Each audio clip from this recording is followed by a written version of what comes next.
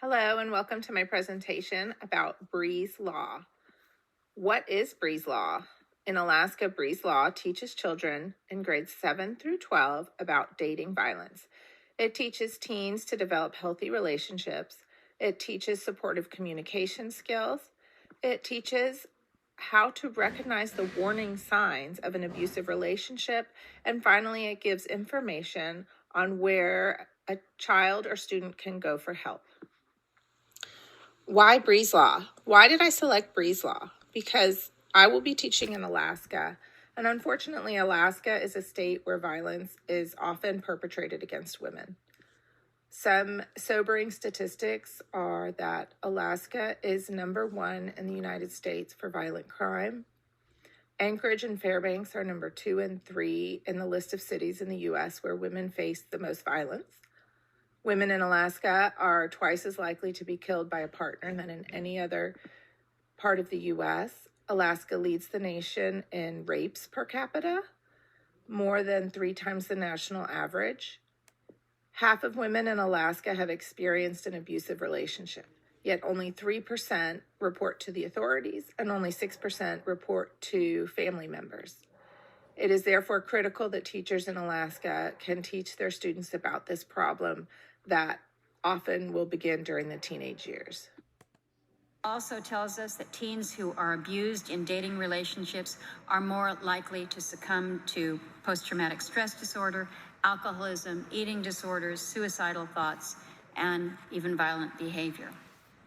And yet, over 80% of parents don't know that teen dating violence is an issue that affects young people from all backgrounds, all parts of the country, and children who are not even old enough yet to be called a teenager. And it's often much harder for teens to leave an abusive relationship than for adults because they often don't know how they can access resources or even that they exist at all. And as a parent, this is really hard. Who is Bree? In 2014, 20-year-old Bree was shot to death by her boyfriend. She had everything going for her. She was a quintessential Alaskan girl. Her parents realized that a lot of red flags had been missed, and they did not want this to happen to anyone else anymore. So Bree's Law is no longer just for Alaskans. Alaska Senator Lisa Murkowski and also Alaska Senator Dan Sullivan both introduced bills recently to make Bree's Law part of federal law. A version of Bree's Law was incorporated into House Bill 2471 and passed into law in 2022. The law at this time does not require students to be taught about teen dating violence, but does create a task force to help make recommendations. And one of the recommendations is to determine whether or not and how to teach students about teen dating violence. So I am hopeful that schools in the U.S. will soon incorporate this into their lesson plans, because I feel it is a very important topic. Next, I'll discuss the pros and cons as I see them in the law. Some pros and cons of Bree's Law. The pros to me are that it may help actually reduce teen violence.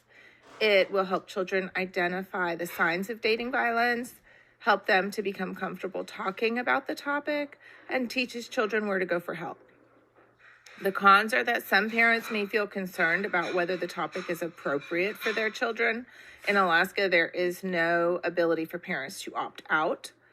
Federal law only examines the topic and makes recommendations to educate students on the topic. Thus, the national law does not currently require education on this topic in schools in the rest of the United States. I am hopeful that the task force will develop and soon require schools to teach the students about teen dating violence as they're doing currently in Alaska.